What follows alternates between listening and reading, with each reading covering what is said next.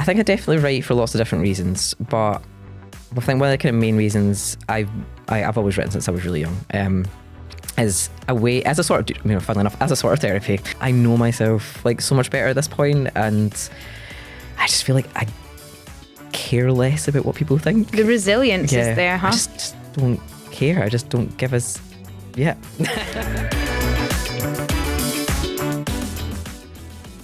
Hey, I'm Katie J, and welcome to Young Scot's podcast. This is How I Feel.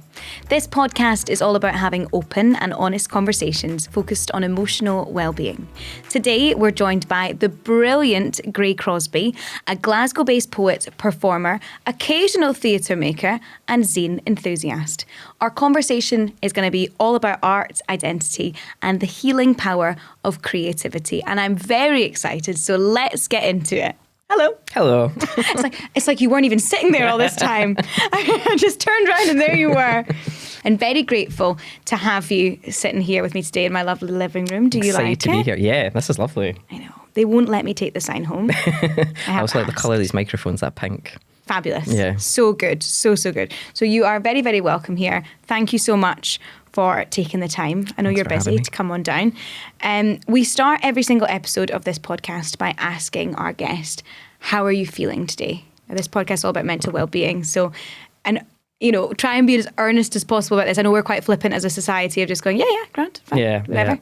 But how are you feeling today? I'm feeling okay. To be honest, I couldn't find any of my ADHD meds this morning. Okay. So I'm feeling a wee bit off from that, but I feel that's a very ADHD thing, to lose your ADHD meds and to have not gone to the pharmacy to pick up the other ADHD meds, which are sitting at the pharmacy, and I was running too late to then run there on the way. Okay, you ordered the prescription, but you haven't gone to the pharmacy. So it's there. Yeah, been there. So this is the unmedicated version. Okay. But I only recently started taking these meds, so I'm not too stuck on being on them. I'm fine without them, but they definitely help. Sure. Yeah. And is the plan to go today? Yeah. So I have something else later today, so I'm going to have to run to the pharmacy and then run to my next thing. Sure. But I think it'll be worth it to get them. The resolution is in sight at the end of this, so that's something. Yeah. Otherwise, I'm feeling okay. Busy. I'm so busy, so I'm a bit tired. I've actually just been away for a few days, staying in this little cabin in this little patch of woodland where I just lock myself in and write for 2, 3, 4 days. I was away for 3 nights there, so it was really lovely. Quite intense because I just did like a lot of writing, got really stuck into a project. Yeah. Which was great. But then coming back to Glasgow, I'm like, it's so loud here. Yeah. But that's such a true artist thing to do, isn't it? To go and take yourself on a retreat and just hunker down and get stuff done. It's the best. I really struggle to work like at home. I just can't write at home. Okay. So I can go and like write in a cafe. Like that kind of works. Yeah, I'm a bit like that as well. And, I find it really interesting because my partner's very much the opposite, as in like can't even watch TV and chew. Like can't eat dinner and watch TV, can't do 2 things at once. Yeah. So the thought of being like listening to a podcast while working couldn't happen. Oh, no. Being in public and working couldn't happen. Whereas I need the babbling. Yeah. I need the noise. I need the background. I need to be in an environment. It makes me more productive.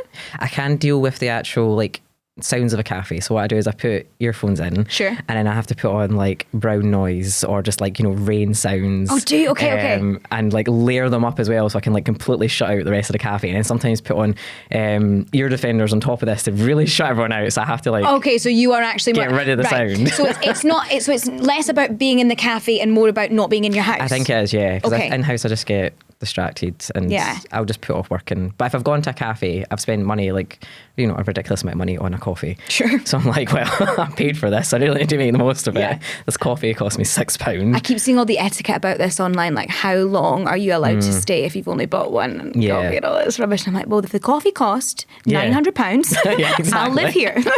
That's the rule. I definitely know the places to go that are like really chill if you stay for hours and hours. Because if you've got the anxiety of like, oh no, if I've overstayed my welcome here, do I need to buy another coffee? You're certainly not going to be creative. No, exactly. No. Yeah. No. I've got my spaces now. I know like places I like to go, so that helps. Amazing. Now, if you don't mind telling us a little bit about the ADHD medication that you're on and stuff, I think people will be really interested to know a little bit more about that kind of process and journey. And you just mentioned it there. Mm-hmm. Have you seen a big shift since you started, or is it too early? Yeah, oh no, yeah, literally like instantly. It's amazing. Wow. Especially with creativity. And one of the things I was worried about was I've heard different people say like that they find when they go on ADHD meds, it can affect their creativity. Yeah. And they don't feel as creative. And I was a bit worried about that, naturally, because my livelihood depends on me being creative. 100%. But something I've been really struggling with for like years, and it's been getting worse and worse for years, was just writer's block and perfectionism and struggling with, procrastination. And I was, I feel like been writing a lot less and feeling like I've getting to this place of having a really not nice relationship with creativity. And it was more like the thought of writing was stressing me out. But then I was wondering if the ADHD meds would help with this. And I started them, and they literally did. And I feel more creative on them. Wow. And I think it's because I can just like sit and focus and not get distracted and concentrate. And I'm so focused on what I'm doing that all those wee voices that are like, oh, maybe this is rubbish, or maybe you're rubbish, actually. Like, maybe you shouldn't be doing this. Like, how's no one noticed you're terrible at this? All that kind of imposter syndrome and all those kind of critical voices. I think they're not getting as much attention. They're not getting to distract me. So I'm so focused on like what I'm doing. So I think they've really helped in that way. So they've been great. And I can get into this kind of nice flow writing place for hours. And in fact, I now need to like really make sure I force myself to take breaks, because sometimes I'm just you're working away, and it's great. It feels lovely. So they've been really great for that. And I think part of ADHD I found really tough as well is I really struggle with being bored. And I have heard that apparently people who have ADHD, they can experience boredom almost like physical pain. It's like painful to be bored. Right. And I definitely find it boredom pretty intolerable. But like on ADHD meds, I feel like I can just sit and chill and just, it's lovely. I'm like, oh, this is nice. I'm just in my brain, it's fine. The only downside is I used to listen to a lot of audiobooks because like I couldn't deal with like being bored ever. Yeah. So everything I was doing like on the bus walking, have an audiobook on. Me. February last year, I think, this year, I think I listened to something like 17 audiobooks. Do you have so many badges? I think I've got nearly all of them. I think maybe I'm missing one. But I mean, I was consuming so many audiobooks, I've had to like go to different sources because I can't afford to keep buying them. So I've been like on Libby, you can use your library card. Yeah, that's great. Get free ones. And there's another site that's like Libby. And that's a game changer. And I get like library cards from as many different council districts as I can, so I can access. So that you never have to be alone with your own thoughts at any given point. Yeah, basically. Yeah. And that's gone. But now that I'm on ADHD meds, like last month I think I listened to 3 books, and this month I've listened to like 3/4 of a book so far. And before I would have consumed at least 5. That's fascinating. So I don't know how I feel about that. It's quite sad I'm not listening to as much. But I love books. What's happening? But also your productivity has increased. So there's the kind of, that's amazing. Because I think historically I've been on different antidepressants over my time, and I've noticed before that some of them really do the numb thing. I know it's not the same. Mm-hmm. I know it's not the same thing, but I think the association that I would have had potentially with the ADHD meds, it might be similar, as in it's like a numbing process, but it sounds like it's a refining and actually has made you even better. It feels almost kind of stabilizing. That's brilliant. I think because before, I still do struggle with kind of my emotions fluctuating kind of rapidly. Sure. But since I've been on them, it almost feels like my mood's been a bit more stable or settled. I don't feel like That's I've wonderful. gone as up and down as much. And it's been really kind of interesting to kind of reframe things for me, because I was diagnosed with BPD, borderline personality disorder, when I was quite young. I think I was 19, which apparently is quite young to get that diagnosis, because usually BPD symptoms affect you, I think, usually around that kind of stage and later.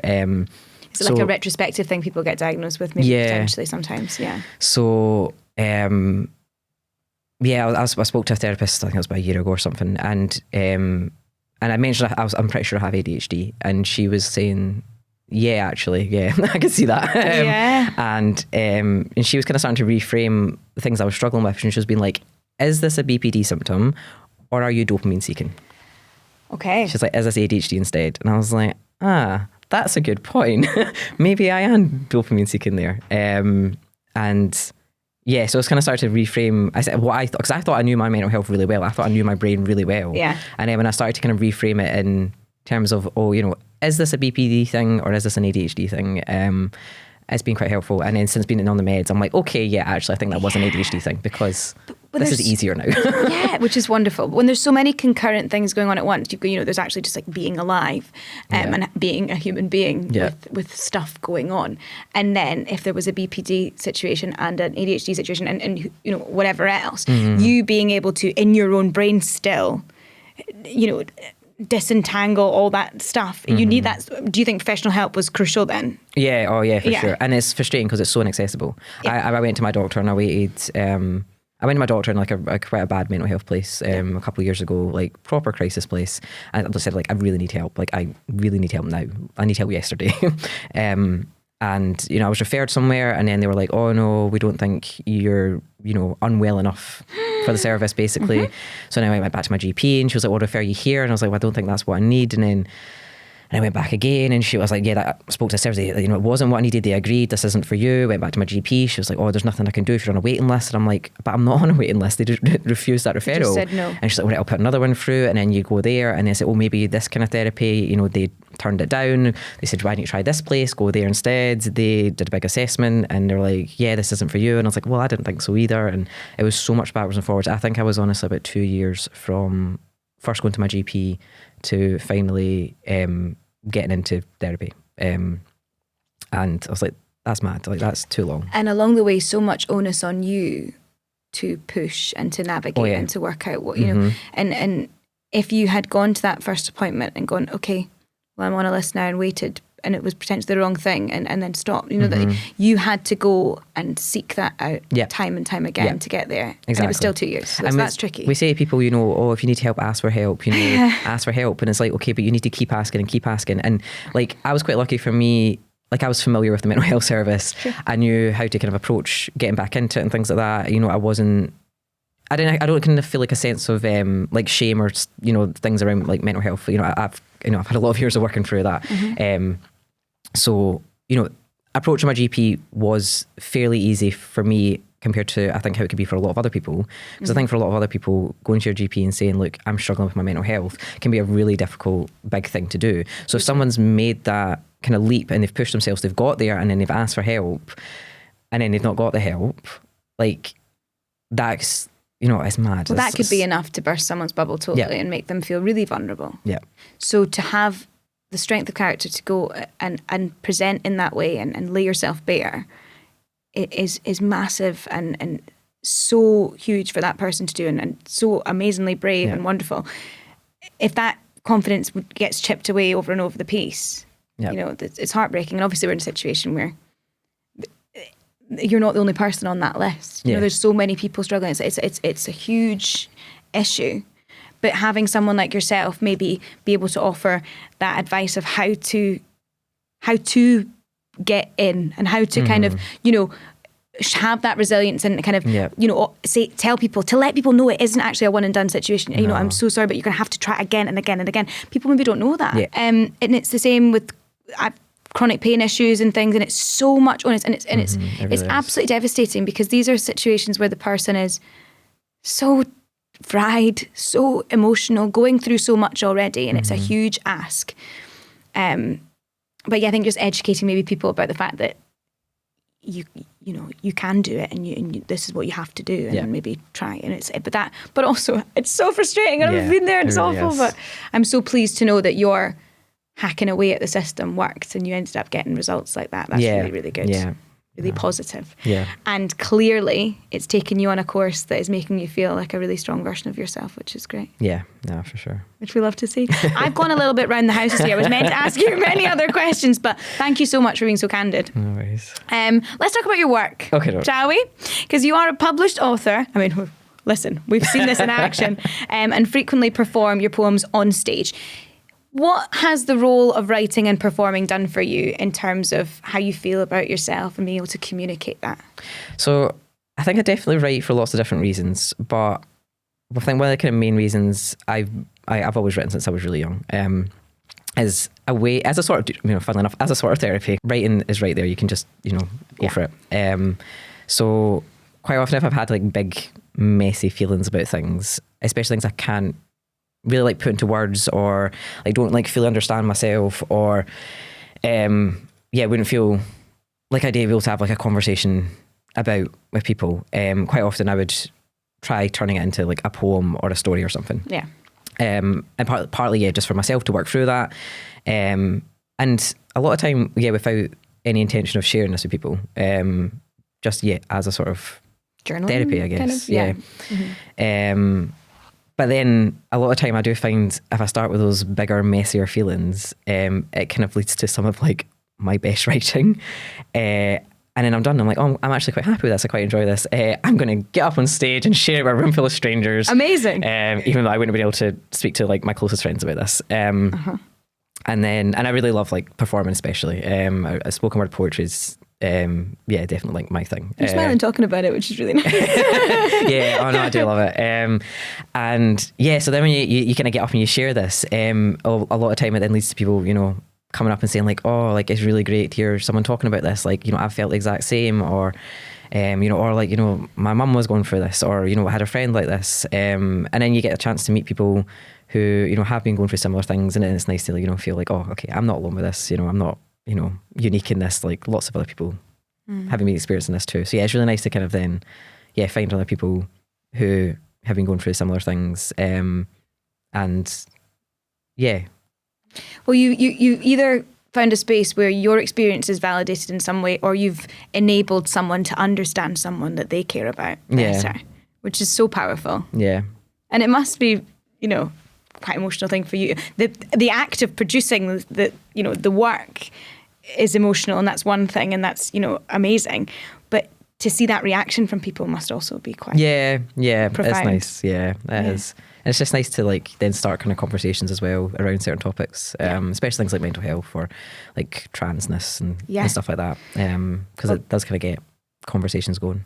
This is exactly what I want to ask you about, actually, to be fair, because you have, been such a force for good and for understanding in that space. And how does it feel to you to be that kind of person that people look up to for your trans experience and kind of going, this is what happened to me, I'm sharing my experience, and you're going to be all right, because that's so powerful and profound as well. I think, it's a weird one with trans things, because in some ways it feels like we've come a long way, and sometimes it feels like we've just gone a long way back. So I used to work with BBC The Social, and it's the first time I saw your stuff. Oh really? Yeah. Which was it was interesting, because at that point I was used to doing poems live more, like standing on stage. So the poem existed really in that moment with me on the stage with that audience. That experience would never be replicated ever again. I could have performed that poem again, but it would never be the same, because the audience would never be the same, the room wouldn't be the same. So it was like, really unique to that kind of like space and time. But then when you record videos, it's now like it's out your hands. People can watch it, wherever, whenever. Someone could just, be sitting on the toilet watching me perform my poetry. Excellent visual. So it was quite weird. And then obviously as well that they could interact with that whenever, that was with my control, but also like, comment and message me, and so I used to get and encroach on your space as well. So I used to get like quite a lot of comments, and it did vary between some really lovely things and some really horrible things. But I very much like, I think at one point I did figure out I need to just focus on the nice comments, and just completely ignore the other ones, or just stay out the comment section. But there was a lot of really nice ones there, and I quite often had a lot of parents messaging saying like, oh, I've got a trans kid, and this has really helped me like, understand them a bit better, and saying, especially parents who are like, I just don't get this, but I love my kid and I want to support them. And so help me. Seeing this like has been really great. So stuff like that, like that was just like and so lovely. That's hard, because you want to look at the comments, because when you see things like that, how validating, how crucial, how wonderful to see people who maybe don't understand but have willingness to learn and try and understand and want to do that. And then the dream, I suppose, is to only see that and have a mental filter that takes all that stuff to the fore and leaves the kind of the dregs out. Because just even having one message from a parent or a young person going through that or not even a young person, someone that's maybe in their 40s, 50s, seeing that and resonating and feeling more authentically themselves must be just... I mean, that makes it all worth those thousands of terrible comments. I did have one video go viral. It was shared by a certain man who has a very large following. Following in millions, and it resulted in like tens of thousands of comments and messages. Specifically on Twitter, it didn't really come over to Facebook as much, and it was loads. Yeah, it was wild, and it was a bit overwhelming to begin with. Because I was like, oh wow, there's a lot of people who hate me. Like, you really hate me. But it's not about you. Do you mean it's one of those ones like that? These are just people that hate things. Yeah. Do you know? But also in that moment, I'm not going to lie to you, I'd be sitting there going, I'd be hysterical. Yeah, I imagine. It was just weird. I was just like, oh my gosh, like, you don't even know who I am. The amount of people are like, get a job. I'm like, you don't even know where I live. You don't know. Like, they probably haven't even stepped. I don't know if they're not even from Scotland. Do they even know anything about your orbit and the world that you exist they're in? like, get a job, pay taxes. I'm like, I've been paying taxes since I was 18. I've been working since I've been 18. Like, what is this? The pension pot is coming. Give me a break. Doing my tax returns. I've been paying tax on what I earn from this video. Exactly. But I mean, amongst all that, it did mean that it was exposed into more people, and just catching those couple of 4 or 5 people who saw this and were like, this helped me, or I really resonated with this. It's so nice to hear people talking about it. Like, that was worth it for all the nonsense that was happening. And actually it turned out to be a really positive experience, partly because it was great exposure. I got more work. I was like, thank you, bigots. That's the episode title. Thank you very much. But then also I had loads of people kind of just rally around me with support. Some people created threads let's do a Grey Crosbie appreciation thread, and a lot of the poetry community in Scotland just all shared really nice things, and it was a nice way to see how many people I had around me who liked totally me and appreciated me and cared for me. And so actually it turned out a really weirdly positive experience. So that's fine. But the online comments, they vary, and they can definitely take their toll if you read too many of them. Yeah, for sure. I mean, how could they not? But also, it's almost like, they're so ridiculous. I'm not trying to, I don't know why I'm worried about offending these people when I'm like that. They have no issue with offending everybody. But it's so absurdist. It's so you don't even, what are you... What? It's like, you don't know me, and they're like, you're complaining about this, you're complaining about your trans issues when, people have cancer and people have this and that. And it's like, you don't know what's going on in my life. But at that point, I think my gran was really unwell. Yeah. And I was like, my gran's dying.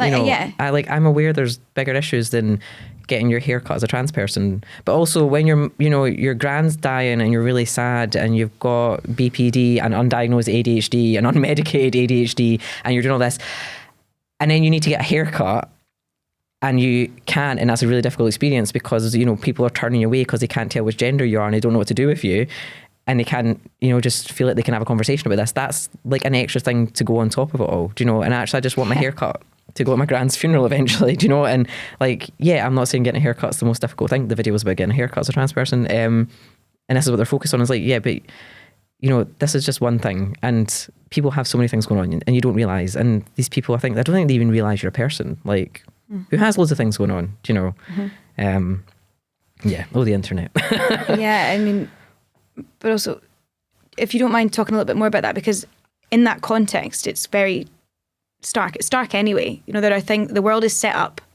in a way that is opposed to so many of the things that are just natural pick-me-ups like that. You're like, I should be able to go and get a haircut so I feel good and whatever. And then that becomes a block, a barrier, a problem where there shouldn't be a problem and you should be able to do X, Y, and Z. I mean, that's just one example. I wonder whether you could dive a little bit more into some of the other things that at the time you were experiencing, now as well. I mean, the world just being not accepting in that really layman's term sense of lose haircuts, and when you're having a day where you're already going through so much and you're just so endlessly frustrated, hello, see me. I can't even imagine. I mean, toilets definitely are the other big one. So I've been on testosterone for I don't know how many years now, so I'm very I feel like I'm very privileged in that I'm quite passing. I pass as, as this person, basically. Which trans people obviously should not have to do. It's, perfectly valid and amazing to look like a trans person. But the more you don't look like a trans person, the world is definitely an easier place, which, of course it shouldn't be like that. But yeah, that's unfortunately, frustratingly, how it is.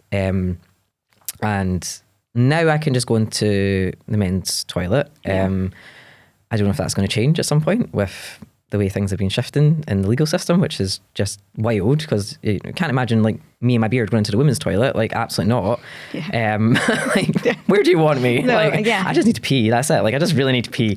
Fundamentally, I gotta go. I just want to go to the toilet. And it was quite interesting for me with toilets, because around the time I was kind of passing, more and looking more masculine, less feminine. It was around when COVID hit.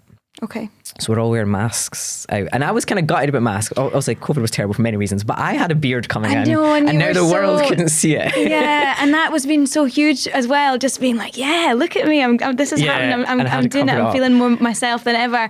And then But my voice was dropping, and I don't know what it was, but people were reading me more as a guy at that point. Anyway, I was like, right, okay, actually, this is okay. This is working fine. Amazing. But it did mean, because I had the mask on, I had the choice of toilet. As long as I didn't speak to anyone in this voice in the women's room. Listen, do you know what? I'm delighted. That makes me very happy. I could go in there. Quite right. And if I wanted to go into guys, I could just go into guys. Well, listen, it was a rubbish time. If there was one perk, that's got to be something. That was good. But then it was wild, because when the mask mandate stopped, because I felt like it was really sudden. They were like, okay, you don't need to wear masks now, and everyone was like straight off with them. I felt so weird about that, by the way. Yeah. I lingered a little bit. Yeah, same. But I was like, right, okay, I don't need to wear a mask. Okay, cool.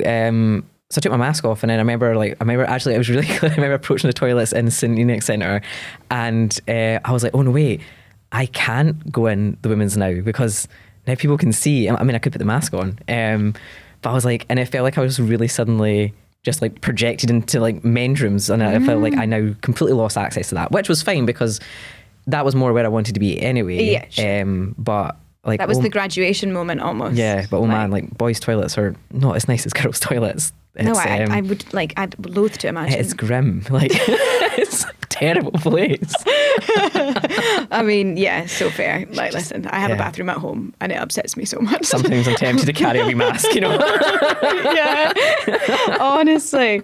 I feel like I'm just giggling, and I'm like, but it's actually what you're saying is so, yeah. Ugh. But yeah, But yeah, toilets, haircuts, anything that's gendered, changing rooms, clothes. Just people knowing how to like address you and speak to you, and then them getting like, if the people, I've had at one point, women said, oh, watch that, lady in front of you, oh man, lady, and then getting guddled and getting confused, and it just feels like so uncomfortable, and it's like, and it must, that noise. Yeah, that's probably the best way to describe it as well, because it must be like, that's a scientific term. Well, but yeah. And it must feel it must be all these things are like little mini confrontations all the time that must just at certain points more than others, but also low key always just be so draining. Yeah. And frustrating. Yeah. And I do feel very grateful that I can avoid a lot of that as long as I present as a guy and I'm comfortable doing that. Like, I identify as non-binary, and I definitely feel more comfortable with like they, them pronouns rather than he, him. But like, I will tolerate he, him just to avoid being out as trans a lot of time these days, because that feels a lot easier and sometimes safer. And it's fine. It's really not ideal. It's fine. But also, I know, I'm like, I want to tell you that it's not really, but it's not. Yeah, I mean, it's really not. It's just like so many hurdles to feel authentically yourself and just be able to have that same privilege that lots of people just have de facto, Yeah. And then even when you get to that point, you then have to do, I suppose I could be like less comfortable, I guess, still, if you want. It's picking the least of the two discomforts, because being perceived as like female would be really, really uncomfortable. Yeah. Where guy, it's fine. I can deal with that for now. I mean, I really hoped, but by this point things would be much better in terms of trans rights. And it's obviously not. It's going backwards. Quite frighteningly. Yeah.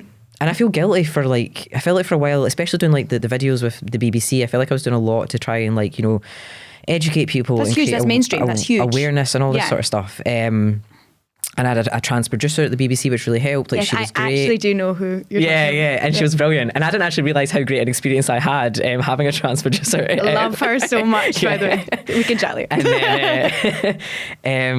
then, I know, and doing poems and, you know, getting up on stage and all these things and having chats with people. And I was, you know, really open to have chats with anyone who was, you know, had an open mind, just wanted to understand this better. And then, you know what, just like eventually over the years, I just started to wear me down. And it's got to a point now where I definitely don't feel like I have enough energy or emotional capacity to keep doing that, because there's a lot of people who don't want to change their opinion. They're stuck in it, you know, and I'm not going to waste my energy there.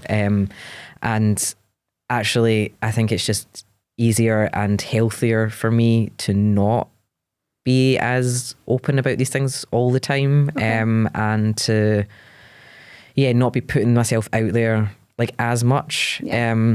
And I do feel sort of guilty because it feels like I'm not doing my bit in some ways, and especially like presenting as a guy and not fighting to be seen as non-binary as much. But it kind of gets to a point where it's like, actually, I think just for my own sake, in the world I live in right now, like I think I need to sometimes look at what is best for me in my mental health. But I say this, but then also making sure I do have time in beautifully queer environments where I can just be myself, and that's not, you know, even a factor or stress or anything. It's just, you know, people are trans, non-binary people exist. That's just it, in fact, and it's, you know, normal in this lovely wee environment. Making sure I do have time in those spaces, so I don't feel like I'm constantly having to kind of hide myself or be something I'm not. Also, like canvassing for the respect of people who like, it's not going to happen. Like it's not going to happen, and you could waste hours in whatever of your life, and like you could be putting that energy into things that bring you joy. Yeah. So like, I could be writing poems. Correct. which, and they're having such an amazing impact on the people that need to see them. I think that's as well. I mean, these people need to see them as well and need to understand. But like, what I'm saying for you is like, if someone resonates and goes, "Oh my goodness, this is it. This is the thing," and it makes them feel, I don't know, empowered. That's amazing. Because was there much representation for you? No, not really. No, I kind of asked that question sort of knowing the answer, but I was like, that also makes me angry. So I'm going to have some water because I'm actually quite raging. I mean, I suppose then that's better than just being meh. But, you know, the fact that it's wonderful that you can be a person for people, you know, that they can look to and kind of see and feel empowered and feel okay. Yeah. But it makes me sad that wasn't a thing. No, I mean, any trans representation when I was wee, in sort of like, you know, 90s, noughties, it was, trans people were, they were a joke. So they were something to be just ridiculed or disgusting. Or if a trans woman was mentioned, and I can think of several films, people were gagging or, you know, as if they were going to actually vomit just at the thought of a trans person existing. Some of the things that like aired on mainstream broadcasters and that everybody watched, and everybody laughed at. And it was just so normalised. And it's almost like that. It's a scattergun thing. It's like pick any minority group. Bad time. The 90s, like bad time to be, you know, anyone. And it's gotten, because you go back for nostalgia reasons, it's like, oh, I used to love this film, I'm going to watch it. And you're just like, oh dear. I mean, to be honest, I didn't even realise trans men existed. I was vaguely aware of trans women, you know, from films and things like that. And I didn't even realise trans men existed. I didn't know that was an option. Like, things would have made sense a lot faster, actually, if I knew that was an option. I just thought I was doing a really bad job of being a woman. And for a while, I was very much like, oh, I'm not like other girls. I'm not like other girls. And then as I kind of grew up, I realised how kind of problematic that statement was, because, what's wrong with other girls? Like, you know, she's like, oh, she's not like the other girls. Oh, yeah, but then I was like, oh, no, wait, I really wasn't like the other girls. No, because I was not one. Because I wasn't one. Yeah. I just thought I was doing a really bad job of being a woman. I was like, I'm just not nailing this. Like, where am I going wrong? That's heartbreaking. And then, you know, and then I was like, oh, this makes. And then I learned about non-binary people, and I mean, I think my first reaction was like, oh, that's silly. Like, you're one or the other. Like, of course, that's just stupid. That's interesting. You know. And then I was like, and someone explained it, and I was like, all right, okay, I can see how that makes sense. And I was like, wait a minute. That really makes sense. Yeah. That actually makes a lot of sense. And then I think when I started just like framing my identity like separate from gender, because I think that's what like the kind of term non-binary really did for me. It just kind of took like gender like just out of it. and it just let me kind of like consider myself out with that framework. Like, okay, like who am I? What do I like? What do I want to wear? How do I want to be addressed? You know,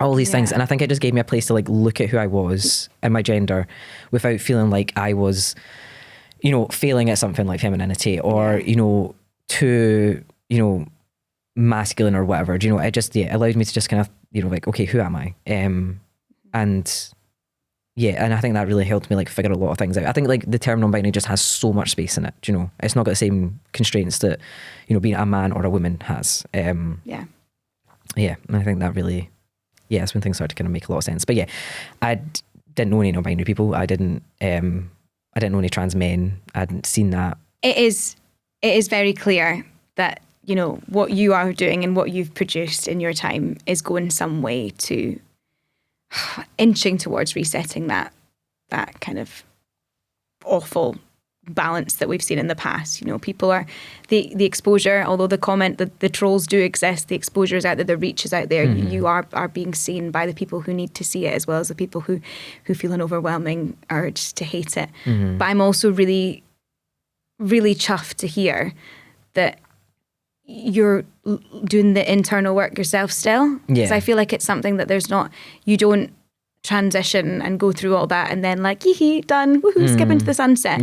You know, you are still doing the work with yourself. And even just the talk that we had at the start about your mental health and the ADHD and all this stuff going on, I'm so chuffed to see that that's been really positive for you as well, and that process is still continuing to kind of bear fruit for you. So that's amazing. And I think it's quite heavy to have the entire weight of being the voice of the community on your shoulders. So it's good to know that you're setting parameters for yourself that are more healthy. And it's definitely been a process to find that and find that balance of, you know, how much do I want to give of myself to the cause, you know, and actually how much I just need to take care of myself. And I think it gets to a point as well where you have to accept there's actually some things you're just not going to be able to change. Like there's some people's minds probably not going to change. I can't really do much to help influence the way laws are changing. I mean, I vote, of course, you know, definitely use my vote, you know, but and ultimately there's very little you can do there sometimes. And not being okay with that, but just being like, right, okay, I can't do anything about that. Like, what else can I do? What can I do to take care of myself? Or what can I do to take care of my trans friends? Do you know, I can, you know, donate to my trans friends fundraiser so they can have gender affirming surgery. Do you know, and I can go to the trans dinner and movie night and, you know, be around other trans people and, you know, just take care of our own community, which we can do, you know. And I think for me now, I think I'm kind of trying to focus more on that, you know, than the tangible stuff, rather than like the martyrdom stuff, you know, as well. Like there's a balance there. Because and the pressure would be to go, I will be the spokesperson for all things and I will fix everything. But like you know, being able to do those on a level, slightly smaller feeling things, and having a more direct impact with people, you know, that's powerful in itself. Yeah, as a community, we can take care of each other, and you know, that's where you can have an impact, and you know, also find the care that you need. So for me, I'm kind of trying to focus more there at the moment and less online. And protecting those spaces that have become so vital to you in the moments where you really feel that you can just like let it all out and be your total self and just kind of switch off from the noise of all that rubbish and be in those kind of spaces. Or run off into the woods and write poetry for 3 days. You know, absolutely. Also, I'm excited to see what you produced in your cabin in the woods. One last question. If you could give your younger self any advice today, what would you say? It's like the most profound question of the episode. I'm like, one last thing, just one little thing. Reevaluate your entire life and tell me that. I mean, I think it gets better. It's going to get so much easier. I remember getting really anxious approaching my 30s. I was like, oh no, like I feel old. Like, you know, 30s are coming up. Actually, 30s has been the best decade ever. Like it's, I mean, and terrible things have happened in my life, but it's still been fine. Like, I'm like, no, I feel like I know myself like so much better at this point, and I just feel like I care less about what people think. Yeah, if I could speak to Baby Grey, it was just like, keep going. Yeah, it does get better. You know, you're going to be very glad that you're still here at one point, because it does get better, even though the world's burning. Like, you're definitely going to feel more happy and settled in yourself, at least. Well, I'm delighted to hear that. Thank you to everyone who's tuned in for listening. And remember, if you need help or support with how you're feeling, Young Scot has tons of information for you at young.scot/AyeFeel. That's young.scot/AYE. Because we're Scottish, right? AyeFeel. If you want to follow Gray's work, and I'm sure you will, make sure that you are following them on Instagram using @plantpowered_poet. Yeah? Yep. And don't forget, if you're under 26, make sure to get your free Young Scot National Entitlement Card with thousands of discounts in Scotland and across Europe, subsidised public transport, and a whole lot more. Visit young.scot/card for more info. Finally, Young Scot members can claim 100 reward points for listening to this episode by visiting Young Scot membership and typing in plants for your for your points code. Full disclosure, hadn't read the outro and wasn't expecting the word to be plant. But I love that it's plants. Plants, okay? If you're not a member yet, visit young.scot/membership to get started today and earn points for activities and access exciting rewards. So that's it from me. I hope you've enjoyed this episode of This Is How I Feel. And if you have, then please rate, review and subscribe to us, which means you'll get instant access as soon as the next episode drops. Looking forward to next time already. See you then.